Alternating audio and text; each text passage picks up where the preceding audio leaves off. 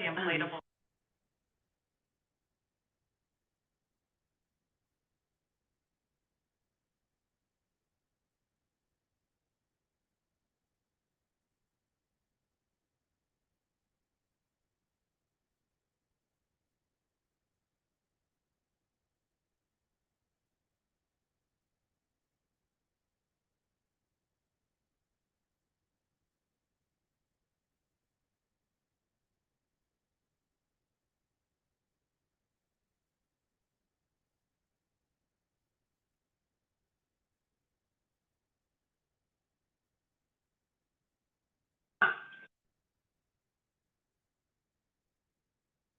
All right, we'll get started here. So just since we have a full room, this is a reminder that this meeting is a work session. This is really an opportunity for us to discuss together. Normally we would do this in a circle so we could look at each other, but because the room is full, we are sitting up here. As a reminder, there is no public comments, and I ask you to please refrain from shouting things out, from trying to interject. This is really an opportunity for us to discuss, and you are all observers, and we welcome you, and that's fine. It's just there's no participation from you with us, please. Mike, you want to do roll call? Start online with Councillor Paulson. Councillor Paulson? Unmute him. I'm here. I'm here. Councillor Sorry, Thompson. I'm having some difficulties, and I'm traveling at the moment. No problem. Councillor Thompson? Here. Councillor Moore is absent. She might be able to log in a little bit later. Yep. Councillor Manellis? Here. Councillor Choli? Here. Councillor Petrie? Here. Mayor Bender? Here.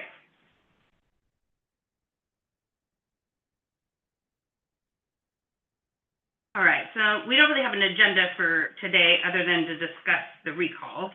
So Mike, at the last couple council meetings, we talked about several outstanding questions that we had. So why don't you, I think the first real question was framing the procedure and kind of deadlines, and so why don't you kind of help us understand from the county more specifics with the recall? Okay, so just talking about the process here. Signatures most likely drop tomorrow. Take them over to Washington County, drop them off at their election office.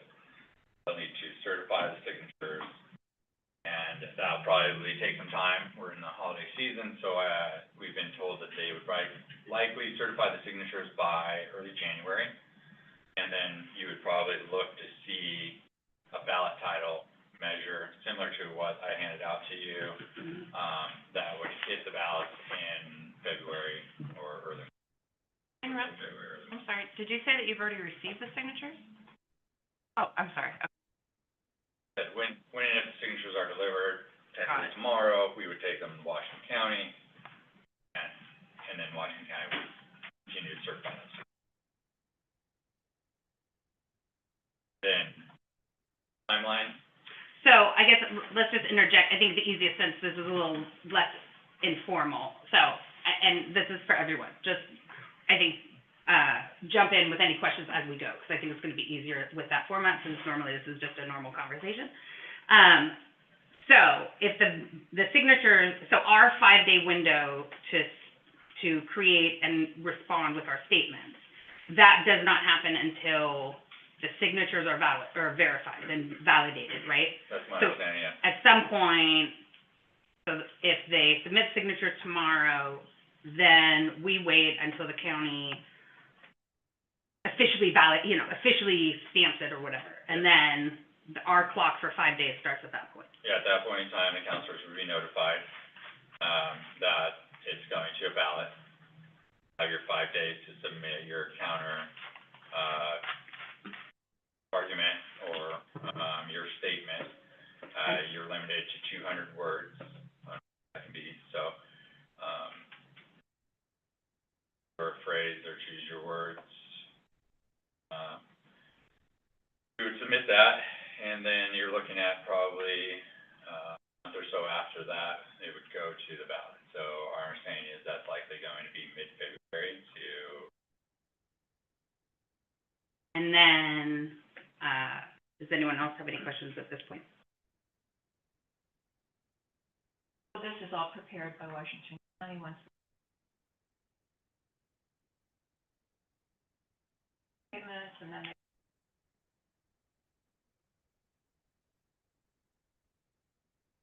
And is there any pamphlet? I don't think there is, I mean, there might be, but I haven't seen that portion, and it hasn't been discussed. Bonnie, did you talk to Dan, and did he say that there would be any pamphlet on that or anything? All the information's gonna be on the ballot. I think it's probably just going to be envelope and what's in the ballot. I don't think there's. So in that regard, if you have any counter arguments or anything else like that, can't the option.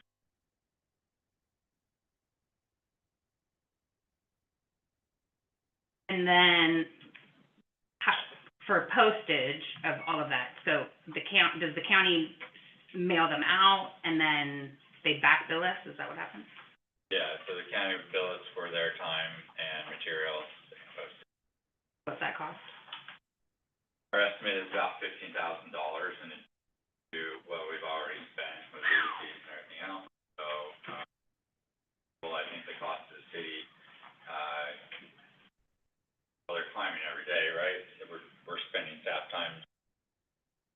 So, by the time this thing's over and done with, it could potentially cost the city anywhere from 50 to.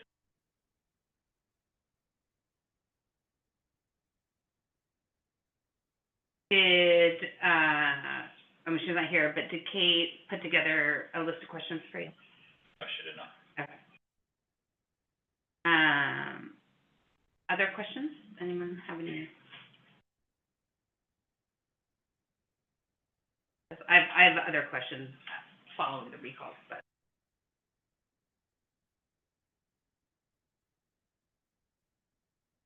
So then, so let's assume the recall takes place, and let's assume we are all recalled, okay? So then, what do we know about that process? When, if on the ballot, we are, oh, wait. Hey. So, whatever, I'm assuming the election day, the deadline by which everyone needs to return their ballots is gonna be set by the county, and at the time they mail out the whatever, right? So let's just say 1st of March. So 8 PM, 7 PM, 1st of March, ballots are returned.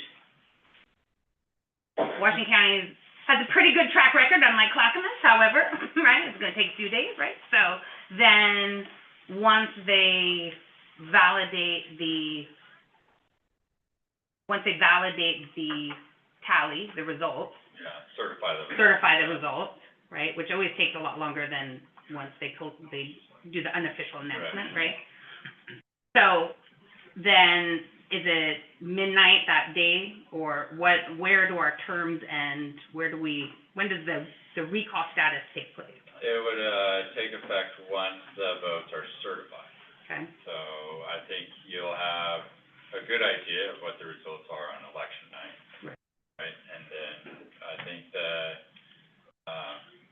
county elections office has like 3 weeks to 6 weeks to certify, I think, election results. In November elections, we get the certifications toward, the 2nd or 3rd week in December. About a month or so to certify those results. As soon as the results are certified, at that point in time, we would only really have one counselor there left. Our ordinance says that, in case of, loss or in case of, vacancy, the position about Mike? shall I'm be sorry. filled. Can someone grab the door for us? I'm sorry, we can just hear out there and it's distracting. Thank you, I appreciate that. The position shall be filled by appointment, even if the numbers remaining are lower than a quorum. So, there's many instances in which, or many ways this could go, like, it could be that no one's recalled, it could be one or two are recalled, it could be all are recalled. It's hard to say what the outcome's going to be. Right. But in the worst case scenario, we lose 6, have 1 left, hopefully. And, at that point in time, that 1 would be tasked with finding suitable replacements. If there's no one left, it goes to Washington.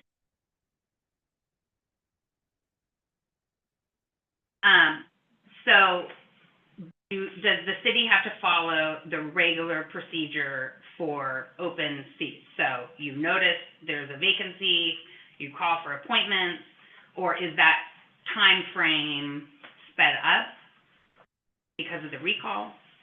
I think we still follow the procedures. Needs to be noticed for a minimum of like 2 weeks or something.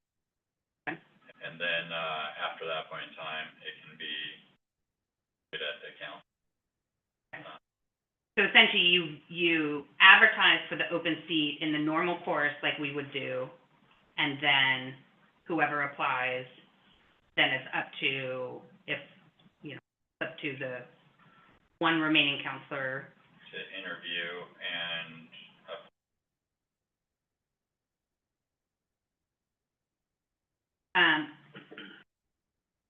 Hey. Hi. So 1, we aren't sitting in a circle because obviously the room is full.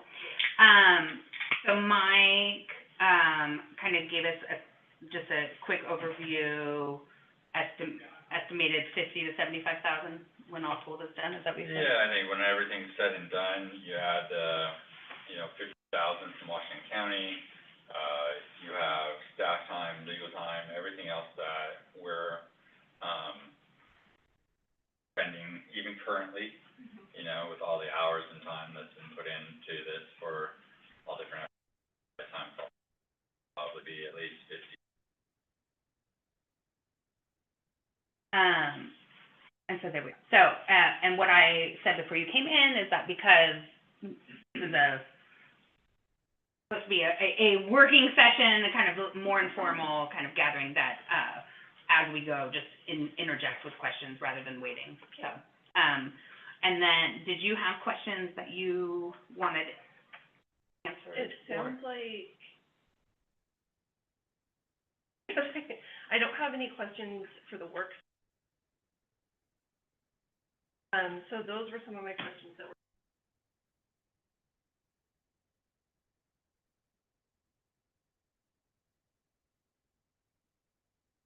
Anyone have any other questions? Those are kind of the main questions that I had.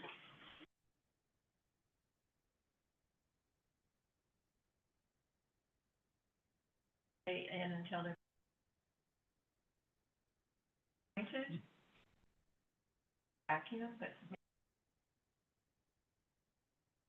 Yeah. But I can look into. I thought it was like, Once it's certified. I thought it was like immediate, like as soon as, Immediate. not immediate? It's once it's certified, and then the elections official has 35 days after the election to say, okay, you're done. And Anywhere between the certification and Let's get clarification on that. I think for both, for planning purposes, for our agendas, we need to understand if, assuming we're all recalled, then, what does that look like for scheduling, planning, all the rest of it, okay? And, Mike, I know you're traveling, so I'm just gonna, instead of checking in on you each time, why don't you just interject as needed and as you have questions, okay?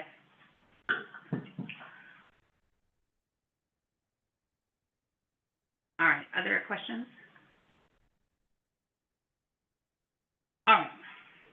Mike, is there anything else you think that we should know about? In regards to the recall piece right now, I think, we'll start unfolding here in a very.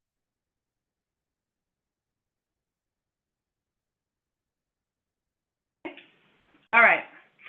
So, do you want me to take a stab at taking us on to piece number 2, or do you want to do it? Yeah, so I can hop onto this. Okay. You know, we had a couple counselors meet with, lead petitioner and, come back to us, requesting a executive session where we, met and discussed what our options would be with our legal counsel on not only this, but some other, legal strategies, things of that nature. And so, based on that, and the outcome of our discussion, tried to formulate a resolution, right, to address the citizen concerns, kind of restate what our intentions are, and identify areas of the transportation system plan which we feel are, strong, and areas of the transportation system plan that allow for deviations, and what those deviations.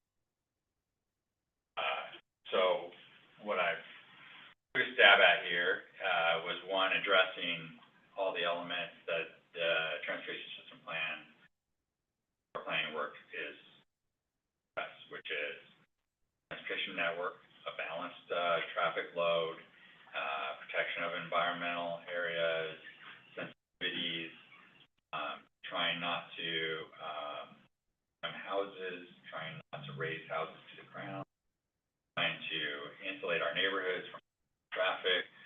All those elements are, called out and addressed in here.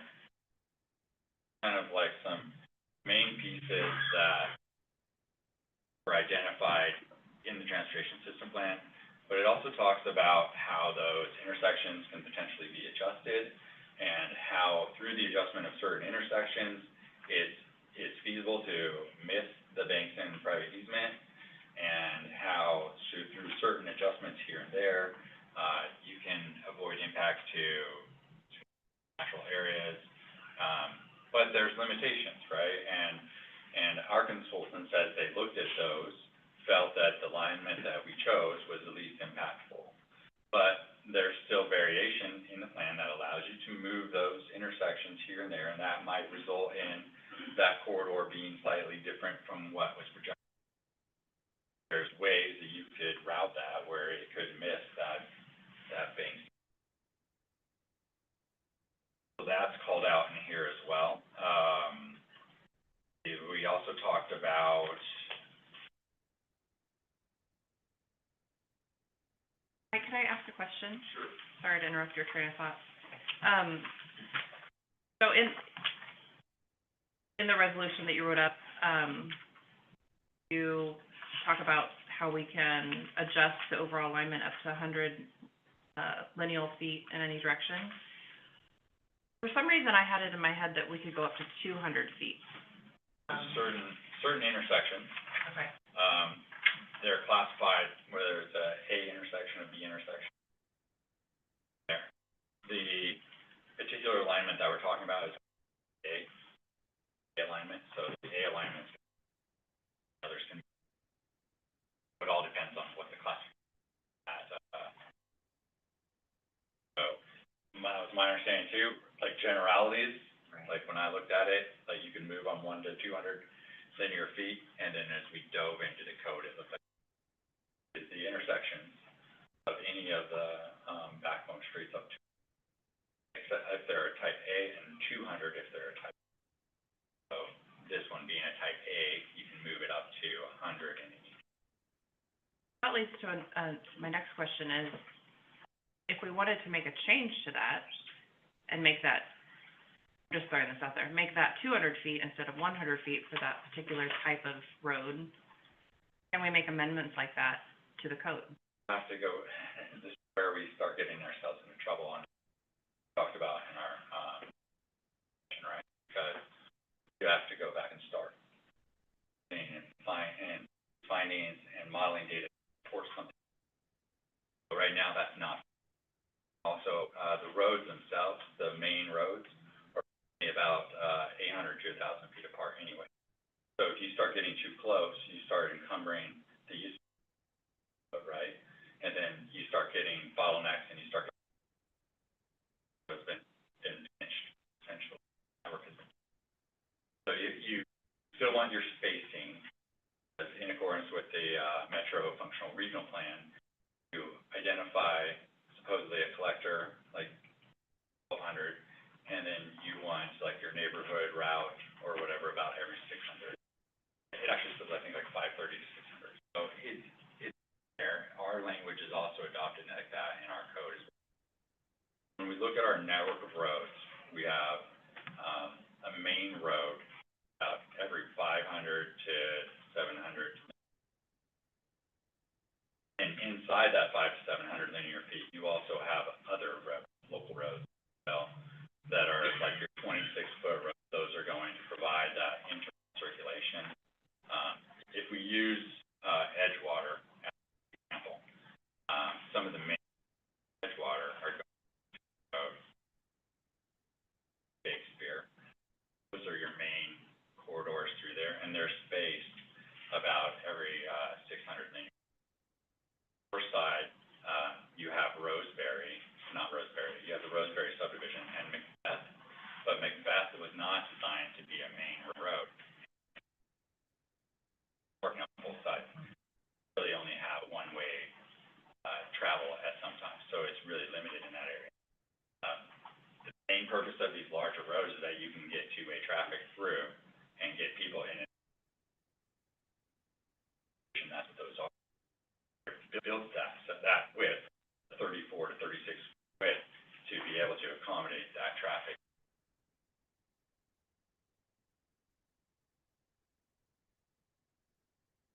That leads to another question. Sorry, but this is the chance to get all these questions out, right? I'm assuming I'm gonna know the answer to this, but I'm gonna ask it anyway, is can we, in the plan, change the label of the roads? So instead of a collector road, it's a neighborhood or a local road, and vice versa. No, I don't think you can really do that, right? That would actually go back to the modeling again. And the problem with doing that, modeling that we had, predicted that, and it was determined that you want to prevent the cut-through traffic through, like, the KCCA and through our neighborhoods in those areas, it was better to divert it earlier. So the route that we have picks up the traffic from about 150th over, right, and it keeps it on the main collector road, which is trying to actually handle it. They're going through those 26 roads that really, those traffic systems that are created are designed to balance those loads. So when we look at ours, we have essentially 3 roads cross-secting the larger areas, and then in the narrow areas, we only have 2. So each time we bottle down, we're probably gonna have some congestion, so you're probably gonna see congestion between 150th that corridor, because then it widens out. So hopefully, as you get beyond 150th, you'll probably see a bottleneck, if you will, between 150th and 5th, and then hopefully it opens out because our network widens as well. Widens out on the east. Problem with really only have roads that can handle flow, Fisher Road, and everything else about it. Dash 20. Capulet is actually more like 20 to 4 gross points. And you also funnel off of Capulet, then you get into Macbeth, which is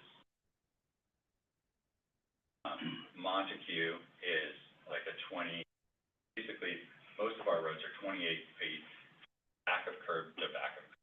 That leaves you 26 feet up. Montague's 6 foot. Bastion, Lear, Capulet, they're all 20-foot. Avenue B through has not been constructed yet. It's identified as a connection point, and then if the southern portion of the school zone ever develops, likely you'll have an extension of that road that would go over to 130. But that road would probably be one of those neighborhood routes, so that would be more of like your that you see. So the extension over to Rivermead, the road was actually narrowed down. So instead of it being a 36-foot road, it's actually only a 22-foot road. I think it's 2 travel lanes, 11 feet on each side. Then you have your shoulders and center, probably 24 feet for that portion. You have a separated use path. So that gives you a travel lane east, travel lane west, a refuge for parking, and then a use path south side. That's the profile of that extension going through there. In addition to that, you have intersections, roundabout intersections. You have vertical impediments for crosswalks. Have a number of things thrown into the design bridge and cut through traffic, and that we anticipate. So the whole concept of all that was to limit that exposure and create a natural neighborhood setting for traffic flows to the main roads to get in and traversing on our local roads. We're not.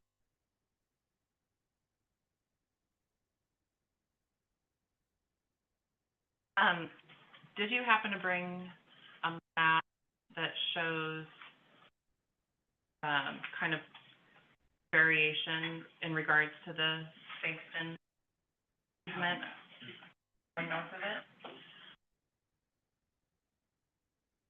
Shows how our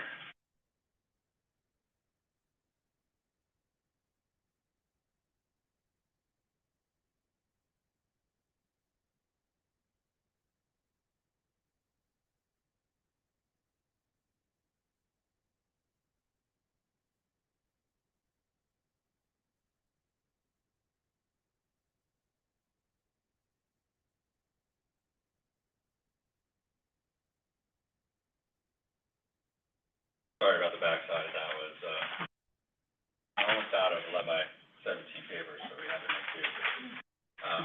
But using try to use the map that actually has Kingston Terrace as a whole. And, yes. And you can see the transportation network in there. See where those intersections are, as well as what the road profiles intended to be for each particular location, what the trail profiles, what the roundabouts will look like. And so these are kind of like the information pieces that we're trying to get up for post TS that identifies it. But what you have is you have an intersection. Can I interrupt you? Sorry. Yeah. Can you put this in the room? They don't have access to it, so. No, because this is a work session, and this is an opportunity for us, so. Yeah, I can see if I can get it thrown up there. Hang on one second. If you give me a minute, I'll see if I can get it emailed to me, All right. and then I might be able to throw it up, okay?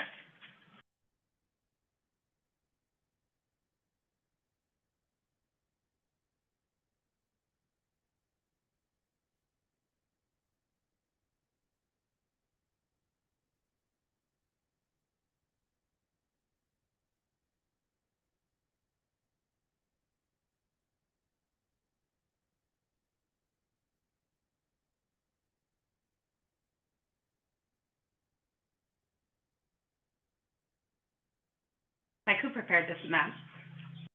Max in our office. Okay. And actually, Ronnie, you wanna bring Max on? Maybe you can upload it on, share his screen.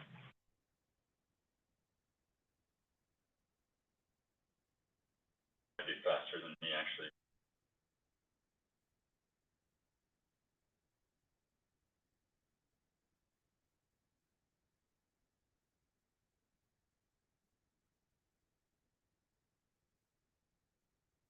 Hey, Max, we just brought you on. Can you bring up your map?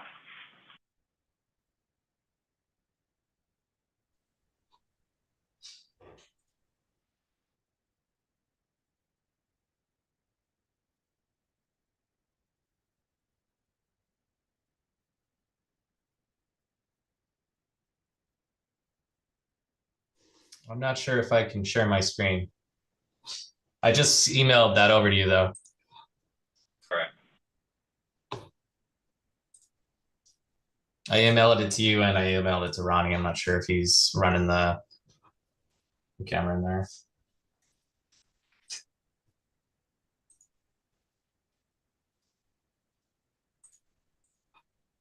I got it.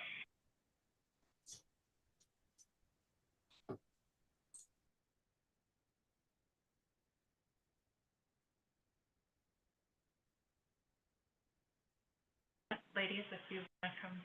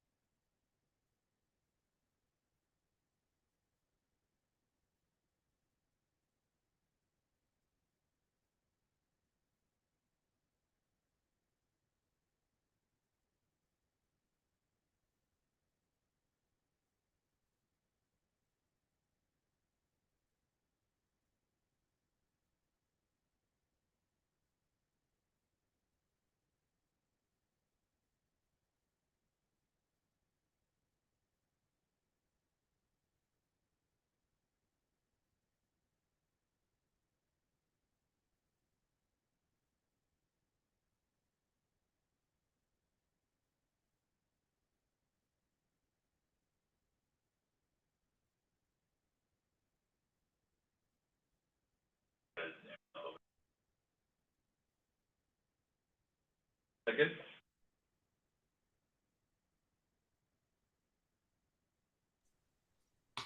I did one more, I'll try.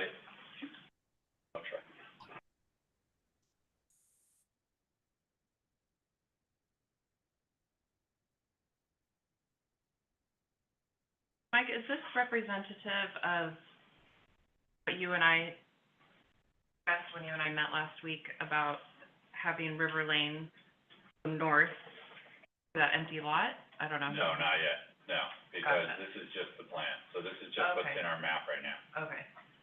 So, say we took this, right, and given what we have in the transportation system plan, it has the potential to move these intersections. And so, if you took one of the intersections, identify right here, okay, we're gonna see, it would be, moved it to the north, move it up to your own 100 feet, in any direction, say you moved it up to here. It's possible, without having to, our goal is that we don't wanna raise anybody's house to the ground. That was our goal from the get-go on this thing. But we want to avoid houses. Possible that we could get to here and then cut north through these properties. There's, I think, 4 properties, and our consultants didn't think that they would be interested in that idea. But if the property is your primary concern, this could come up and go over here and go across intersection here. Continue over, right? It's possible to do that. Possible as well to move this up to here and then come across the backyards of everybody as well. The problems are that you have pre-existing right-of-way that's already owned by the government, Washington County. It extends from the current end of Blossom Lane all the way to 137th right-of-way. We need to reacquire right-of-way for that entire period, for that entire thing. So either you cut north at the junction of River Lane and Watson here to go north across to avoid the northernmost tip of the conservation, the easement, or you cross here, and then we jet north, like we said, and we would end up crossing the northernmost tip. What our environmental consultants told us is that the most valuable land to the easement was the area adjacent to the river. That's the area that would be most valuable for conservation purposes. And that's where we've identified as, natural resources and parkland. So when we look at what's feasible, what's possible, adjusting those intersections kind of works like a construct set, you know, if anyone remembers old constructs, the blue knobs or the intersections, and in between you have the lines.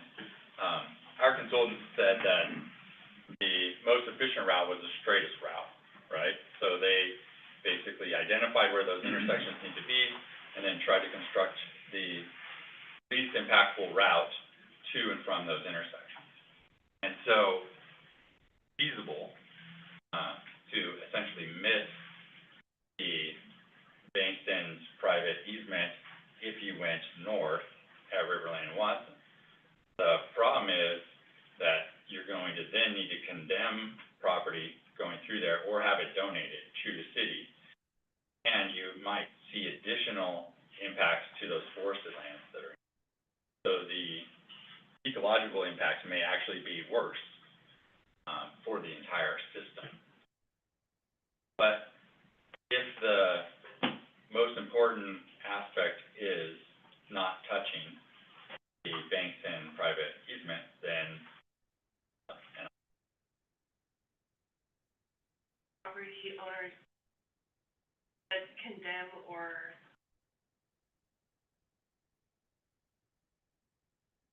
sure, anything is possible, right? So we look at this, I mean, we think about what's, like if someone came along and said, we want this right away, so we're gonna buy your houses, right, I mean. Yeah, why don't you just walk us through what specifically, for people that don't know, what specifically do you mean by, acquiring the right-of-way? What do you mean by, condemning, like, walk us through both the process and the expense, so that we understand what that really means. Okay, so first, before I go down that path, I just want to state, one of the elements of the resolution is to reaffirm our firm belief that road construction doesn't happen without development, right? So unless the people that are there are developing their property, selling their property, or doing some of this, it doesn't happen. We aren't gonna go out and build the road, right? So part of this resolution that we work on reaffirms our position that the city's not gonna go build the road unless there's some sort of like triggering that necessitates the city to be involved. And as we state in the resolution, we don't see that happening. But just restating that, say if everyone in that area decided to sell their property to a large developer who is gonna build those properties up to their maximum density potential, they could technically move that right-of-way, dedicate the right-of-way some other location, as long as it gets from A to B, right? Because that's what is important to the transportation system plan and the modeling, is getting the traffic to flow from A to B. So, as long as the traffic's flowing, the modeling still works. Just making that connection, one way or another, right? Right now, we chose a more direct alignment. You could easily stay north and then down as well. You're just gonna have a different set of impacts that would need to be considered, right? And then when we talk about what that looks like, you would have to do all your studies for those impacts, making sure that the pathway, right corridor. It's a little bit of a daunting task. So that's one option, right? So that would be the developer buys your property and decides to develop a plat. They lay down their plat and then they develop the whole site, right? So that'd be one option. And that's what we actually are seeing on the far west side right now. is they basically have acquired the development rights on a series of parcels out there, and they're trying to annex, and they want to develop all that. That's what we see in that. The other circumstance is an individual property owner decides to develop their property. In this circumstance, typically, the private owner is most likely going to utilize the existing right-of-way. And they're only going to provide, roads that they would be required to service their own property. So if you have a 1 acre parcel of land, you could get anywhere from 12 to 25 units on that property. Potentially, you could put an apartment complex on there. You could have a lot on a 1 acre site. Service that, they would have to provide roads that service that property. Might be a road in, depending on how many units they develop, they would also need a road out. So they probably need at least one ingress, at least 2 ingresses and egress for over 30 units. So you start looking at development potential and what you're going to need for resources. But its third process, of course, is through a condemnation process, right? The condemnation process requires the city to determine the need for that. It requires us to determine the need, and then we have to go out and test the property, survey the property, and then hopefully negotiate a deal with the owner before going through a condemnation. If the owner is unwilling to sell, then you have to go through the condemnation process. There's 2 routes. There's the voluntary sale route, which is our preferred mechanism for property acquisition, or you can go through the condemnation process. Condemnation process is a longer process. You spend more in attorney fees. We're going through the process, and it's I don't like to do. The third is that maybe there's a trade, maybe there's a donation of the land that goes to sort of the right of way or what have you. Those are the 4 mechanisms or means in which roads and trails, pathways, and things and dedications are usually handled. Just to be clear,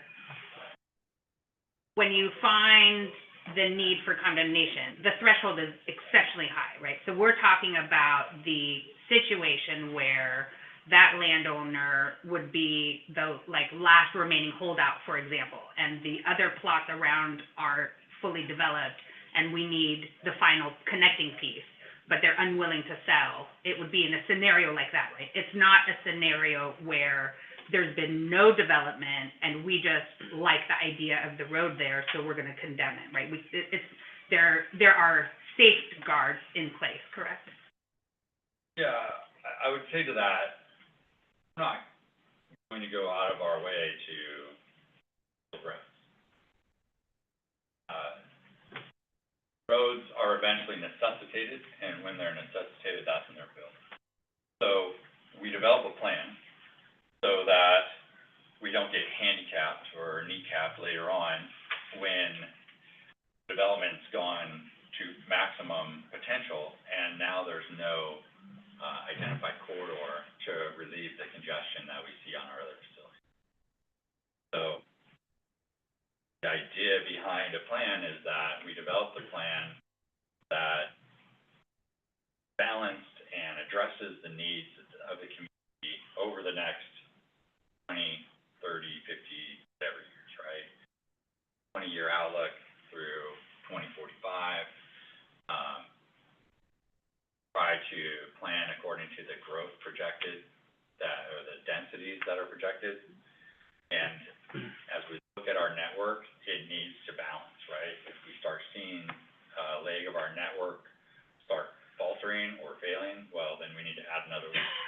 And so that's what's occurred here, is our engineering consultants and network of roads carry the loads and kind of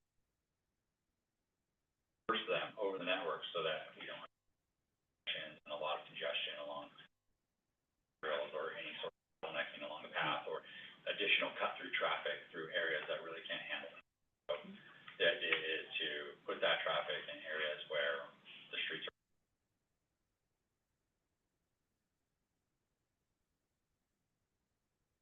I think you've already kind of answered this, so any road built in the system have to have an event in,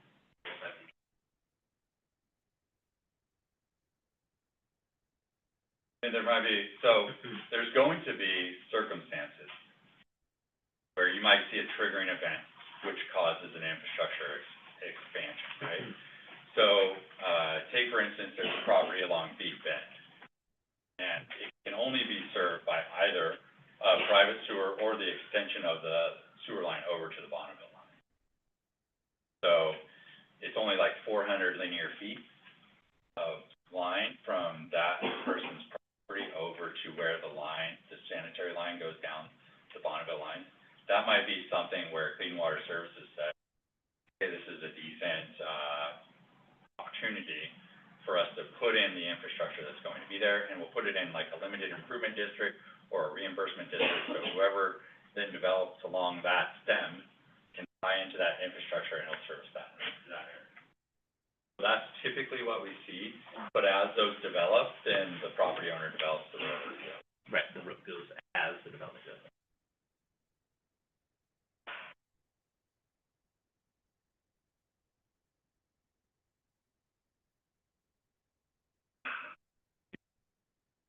Yeah, I think that's basically the bottom line is that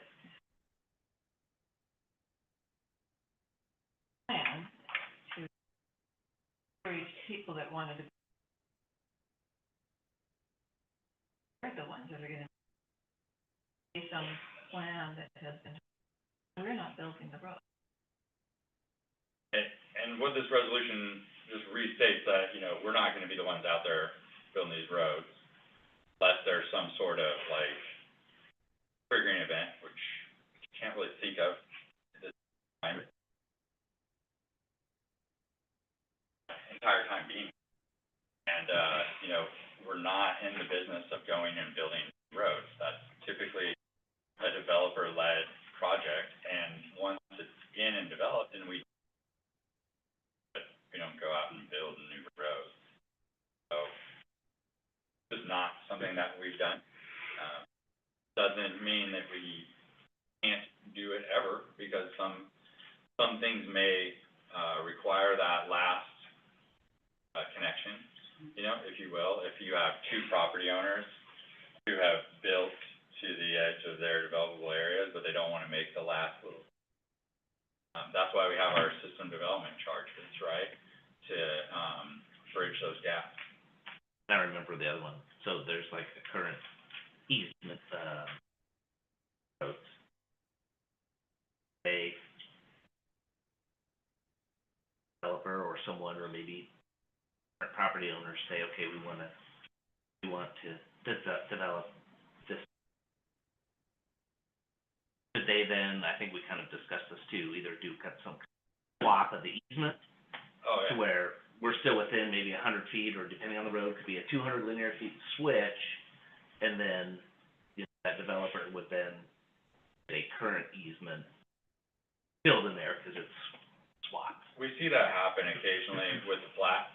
So you'll have like an original right-of-way or original driveway that came through and serviced that area, but now they're abandoning that and they're moving the right-of-way somewhere else with their plat.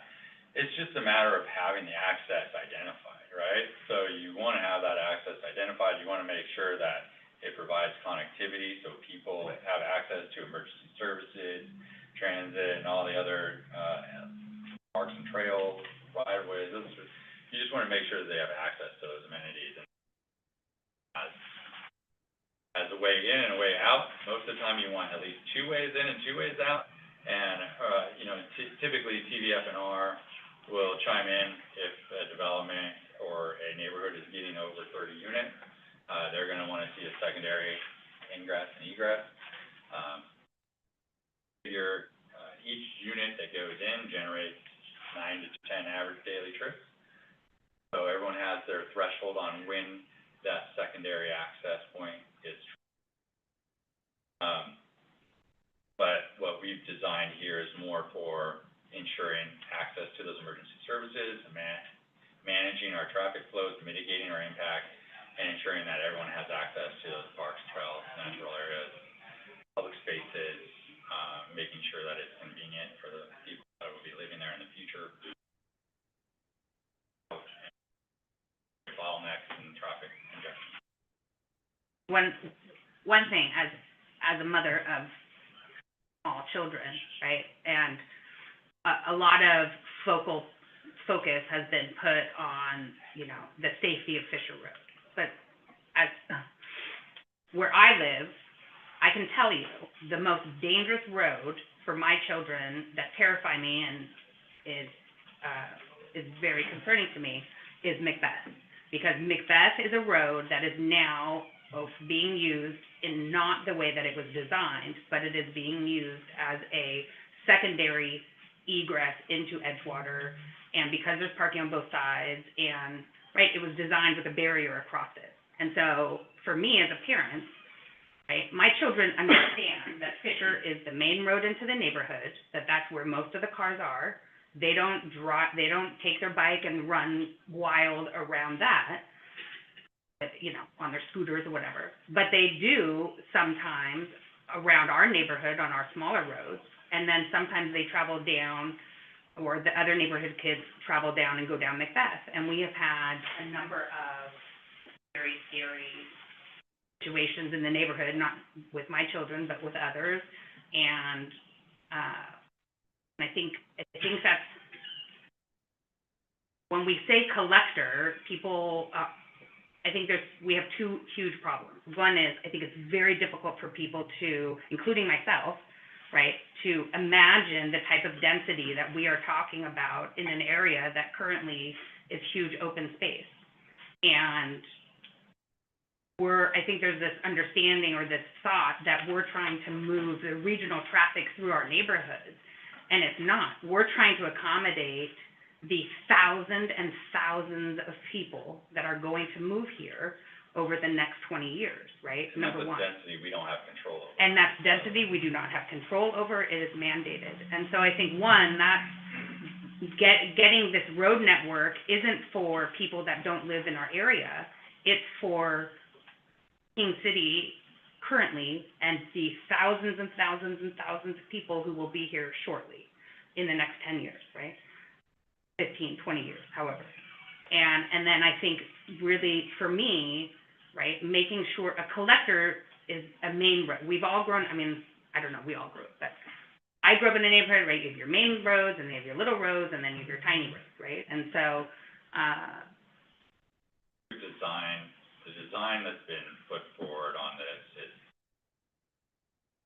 the idea is to keep it friendly, right? To bike and pedestrian facilities, so you're not in the traffic. so we don't have another Macbeth, Yeah. right? And, you know, you have two travel lanes, so you're keeping the profile narrow. The profile of existing Fisher Road doesn't change. One lane east, one lane right with parking on the sides. The bike lane is down King Lear, right? So bike and ped traffic after it crosses the West Side Trail.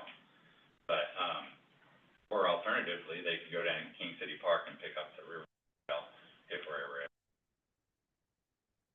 opportunities there. Bike ped corridors have been identified in there. But I think I just want to refocus on, getting back to like the resolution and discussing what's in here, because, I think this is at least states out our position and how there's variances in the plan that allow you to miss that Bankston private easement. There's ability to function within the current confines of that plan to provide the elements that the city needs, as well as potentially the elements that the opponents on the recall are looking for. I think we're also reaffirming that, you know, we're not going out there trying to build a road. It's not the city's intention to go out there and build roads without developer doing that sort of activity. That was our effort in getting this resolution. Want to read the whole resolution, or do you want to maybe read kind of the summary of the on the second page, or what were your thoughts? Yeah, I was just thinking, I mean, I don't think there's, I could go through the resolution. The resolution is basically a resolution of the city council for King City addressing citizen concerns and reaffirming the city's position in regards to the transportation system plan and master plan for the Kingston Terrace planning area.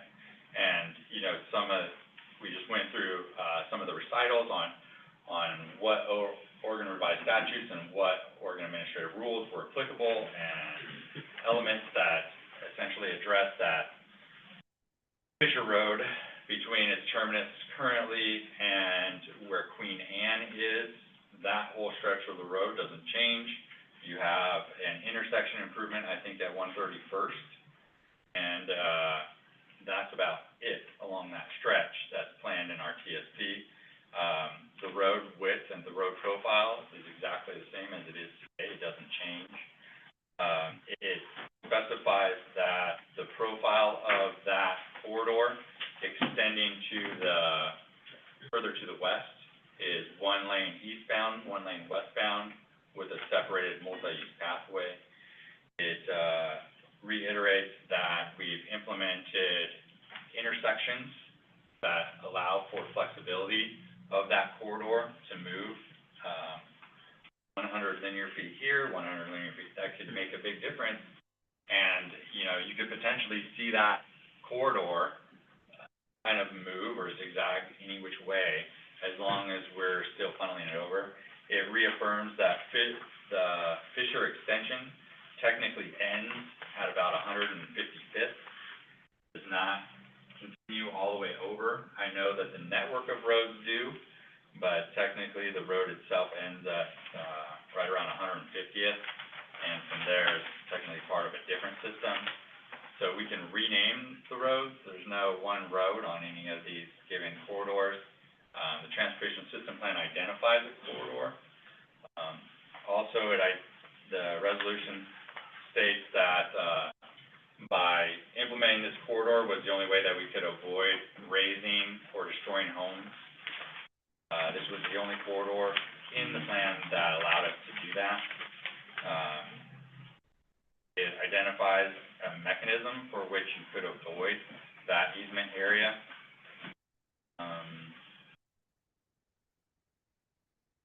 And that's about it, but I could read the last page if you want, the 3 points. All right. Now therefore, the city of King City resolves as follows. Based on the above recitals, which are incorporated herein, the city council does hereby reaffirm their position that the city has no intentions of building roads between 150th and the River Watson intersection, and further would not do corridor improvements unless a triggering event along the corridor necessitated city involvement, and the city does not expect that area to develop for a significant period of time. 2, the transportation system plan has been reviewed and studied by no less than 3 traffic engineering firms and has been deemed to be the best solution for the approved development plans. Environmentally sound plan, balancing the traffic loads of a network of streets, reducing cut-through traffic, mitigating impacts, providing access to parks, trails, and natural spaces, addressing erosion problems, and preventing condemnation of properties along with King City and along Beef Bend Road. Transportation system plan under 16.114.120 subsection C provides deviations or variances of the east-west corridor to avoid the Bankston private easement area. If a developer so desired, they could use this deviated route. However, the deviation was not recommended by the consultants because it resulted in a higher ecological impact and additional expense through condemnation procedures. That's kind of the summary of what was stated in the resolution and the main high points.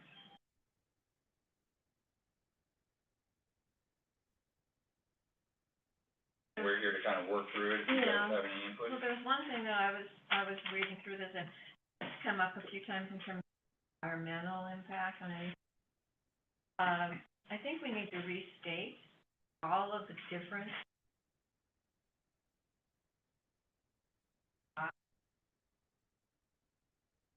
we do involving this land. We really don't have free rein on this. We have we have. US Army Corps of Engineers, Corps of Department of State Engineers, Lands, Yeah, DLCD, there's like, what, NIMS, half a dozen different entities that would be advising or directing us on anything, anywhere in this property. So we are not going to be cutting down trees, plowing through fields, or any of those things. We just can't. We don't want to. And I think any sort of development that came in would have to go through that process. Typically, the city doesn't necessarily have to go through it because we don't do it, Right. but the developer certainly has to go through a process of wetland delineation. They also, in our plan, will have buffers, like upland buffers, things of that nature that they'll need to address. Our plan calls for some environmental protections in those areas to protect those upland buffers. Riparian corridor habitat is, managed and by Clean Water Services. It would have to go through Clean Water Services, compliance for impacts to those wetland buffers and any kind of mitigation. Locally significant wetland component that was added to our comp plan just recently, so, that provides for either a, avoidance, or you'd have to go through an ESEE analysis and mitigation for sort of impacts to wetland areas. So our plan, I think, calls for like 100-foot buffer around these, local areas. And, any kind of intrusion buffer would require the ESEE. So that kicks a whole nother review with the state and federal agencies. Yeah, you're looking at, just to name a few, National Marine Fisheries Services, Oregon Department of Fish and Wildlife, U.S. Department of Fish and Wildlife, U.S. Army Corps of Engineers, NOAA, Department of State Lands, DLCD. I'm It's exactly missing a what- bunch, yeah, there's no, you still have to go through, tribal and archaeological impacts, so you'd have to do like a SHPO review, and you'd have to do geological, and you have to contact, the Grand Rod tribes to see if there's any impacts there. All of that is part of a permitting process. But we typically don't go through that process, the developer goes through that process as a function of their subdivision application. All of these entities will be coming down on any developer that wants range of all of those agencies, an okay to go forward with any of that. That's, yeah, that'd be Well, it's my- also funny, right, am I remembering correctly, right? We took River Terrace's environmental plan and kind of copied it, if you will, right? And then went a little beyond that, right? Yeah, the stormwater plan for River Terrace is being implemented. And the city of Tigard won an environmental award for that specific plan this last year. Yeah, so the difference between the River Terrace stormwater plan and what Clean Water Services currently does is Clean Water Services manages peak flow. And, peak flow requires retention for peak flow or, bypass system. And for those that are in the audience today, on, the 13th, which is Wednesday, Clean Water Services will be across the street, and I can dream, but, essentially, they manage those flows through, what Tigard, introduced on River Terrace was continuous flow modeling, which provides for additional capacity in those systems, and it also, reduces the amount of flow on the mainstream. So it preserves, because I just mixed it up, preserves the flow of the stream from additional runoff, right? So the whole idea is like, here's what the flow of the drainage is. And to prevent that drainage from being overburdened, which would cause that erosion, we need to deal with this flow. So we're either going to cause bigger retention facilities to allow for a delayed time release of that flow, or we're going to have these, facilities that can contain the flow, treat it, contain it, and then get it into the water system with So that's kind of what Tiger's implemented, that's what we're trying to implement as well. We've reached that with the master plan, and we are working on the implementation code and the stormwater manual right now, which is basically a plagiarized version of the River Terrace stormwater. That will all be coming online before development starts out. Was there any input on the resolution that you guys wanted to talk about, like, any elements in this? Editing comments is all. Doug's only thing I was thinking is Need an if we efficient. included a line in there about the fact that environmental questions, that nothing will be done without being by By the regulating federal agencies? regulating agencies, all of these folks, that it's Okay. not gonna be up to us, it's gonna be up to a bunch of other folks to make those decisions. Clearly, we're concerned about the environment, we wanna maintain things as much as we can, we don't want any rogue developer going out and doing anything to the land that we would not want to see happen. So, it's very clear that there's a lot of folks that would be weighing in on anything.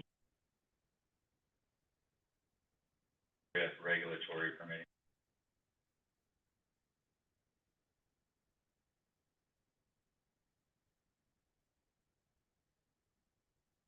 Work on that. I guess we could also, where, you know, we have the 100 linear feet for the road deviations, maybe we could add, there are some roads that could be up to 200 feet. Yeah, there are, I was trying to task, Max has been working on this map, and with this map, we'll also identify those intersections on what constitutes an A intersection, what constitutes a B intersection. I don't think we're quite there yet, but we are getting there. The B intersections allow for further deviation. But I think if we put something, you know, some kind of verbiage in resolution, Yeah. it just shows that there is, you know, some could be more deviation than others. I think that was section, Yeah.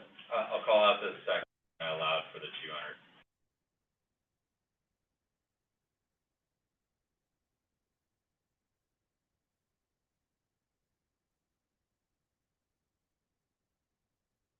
Like, I think, what Lori was talking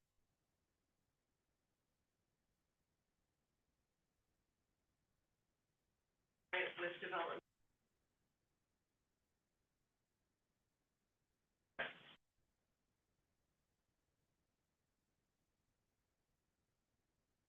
On that, whereas city council and staff believe Yeah. that road construction typically occurs concurrent with development. Mm-hmm. All right.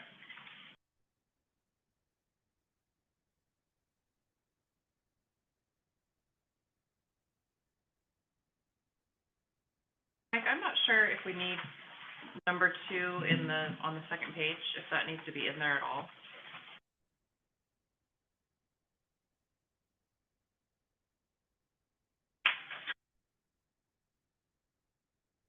Not really a resolution, it's just stating.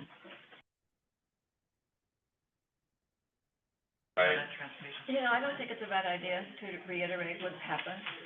It just repeats what we have talked about before, but it just puts it once again in writing about exactly what all has happened to get to this point. I don't think that's a bad idea, me personally. We wanna consider, one of them on the first page, we talk about,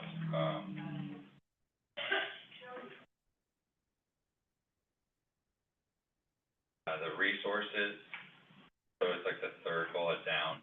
Mm-hmm.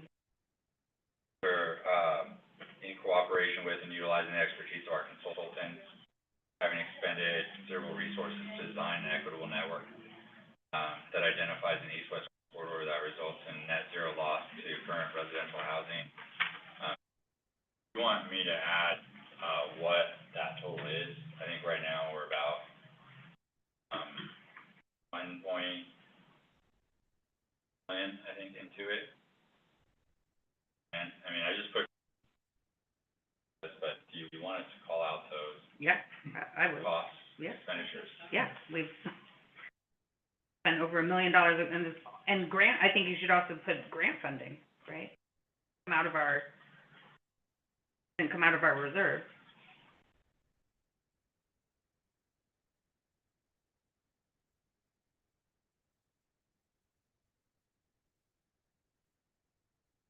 Try to pull that in.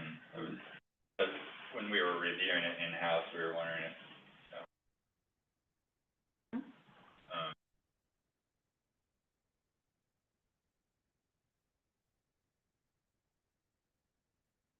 I guess although when we took that pause for the year and did the reanalysis, right? Did that $150,000 come out of reserves or was that grant? I can't it was a grant expansion. remember. Okay. So, right now, the total grant from the CET, $580,000 total.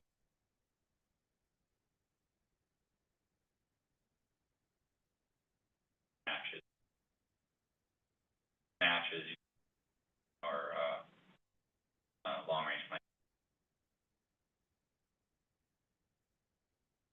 A lot of that's not necessarily equated into the total of that we're at right now. There was additional, revenues as well that have gone into the.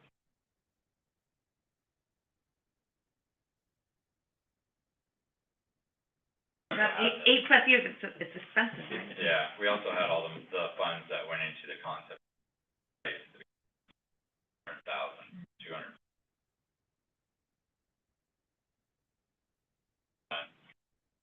I mean, Number 3 on, and realized that then I was adding, possible additional expensive coordination procedures, since we know that that's not. right. Okay, so the deviation was not recommended by the consultants because it possibly resulted. Higher ecological impact and possible. Hmm. Yeah.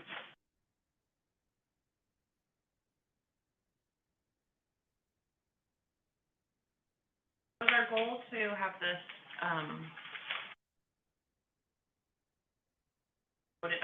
voted in, we don't vote on, I mean, we vote on it, Not until our but not meeting. today. Not but at our next until the meeting. council meeting.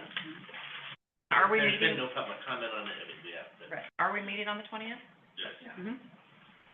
But, this will put out the notice. Being, 20th.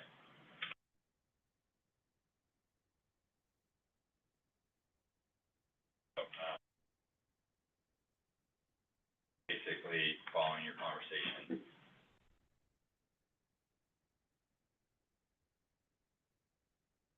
How to, address some of the concerns that are out there on how we might be able to avoid that banks and how we can reaffirm that we're not gonna go out there and build the road. That all happens through, that was the intention. It illustrates best that we can, confines of what we.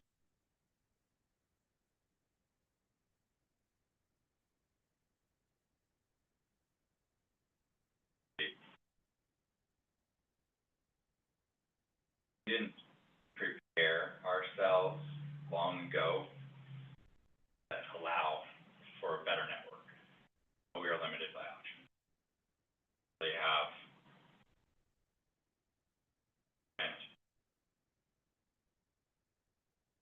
and results in serious social and not do it by Washington. That left us with it.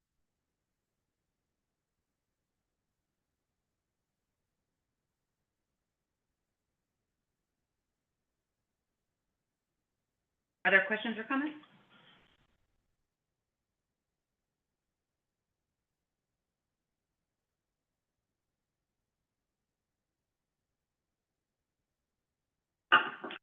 Micah, if you're listening, if you have any questions or comments, now is your chance.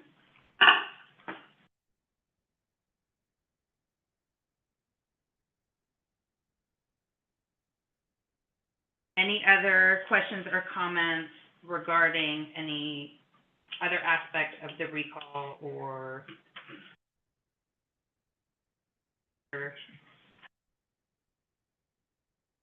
I am wondering, I don't know if anyone will know, if for the six of us, are we, like, together about the recall or not at all? That's, I mean, okay, so, Can meet if we notice it as well. I mean, Yeah. that's the other thing, is that we could all plan on a night where we're gonna be together, we're gonna have quorum, but we can just Say no notice it. decisions are Yeah, made, right? yeah. of course not. So- But the recall is not, I guess I don't know where the line is between campaigning and, business and, yeah. yeah, well, I mean, 'Cause like, we meet with other groups of elected, that never, I would just recommend that you limit it to a number that's not a quorum. If you're planning on a campaign get-together or, and also you could technically gather in the same spot as long as you're not talking amongst yourselves, right? but I guess that's my question, can we talk about the recall? You can talk about the recall amongst yourselves, I don't see Yeah. why you couldn't, you just can't talk about the recall amongst yourselves altogether. Right, because that would be a quorum, you could still do it, you just need to notice, right? So if you wanna get together and talk about the recall in a public session, by all means, like, we can notice it and have a discussion. Makes campaign strategies a Right. little uncomfortable. That's what I'm kind of confused about.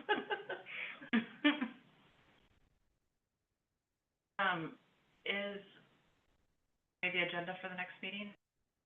Not, or I'm assuming the recall is gonna be an, That's the state. So the resolution will be on, agenda, I think we have some financials, maybe some minutes.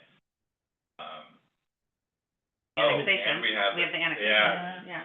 Well, the Yeah, recall we have should the be on there, 'cause that annexation. was a standing item, Right. under Recall, continuing yeah. business. Yeah, the recall and the OGC thing is The ethics. unfinished standing. But, then we have the annexation. Yep, annexation. It'll be a busy.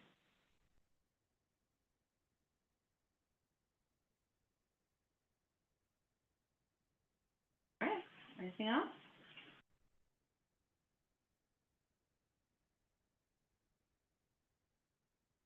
We don't really need a motion for, Yeah, I think we need a motion, on a work session, but with that, I will deem this concluded. Thank you. All right. They'll have a revised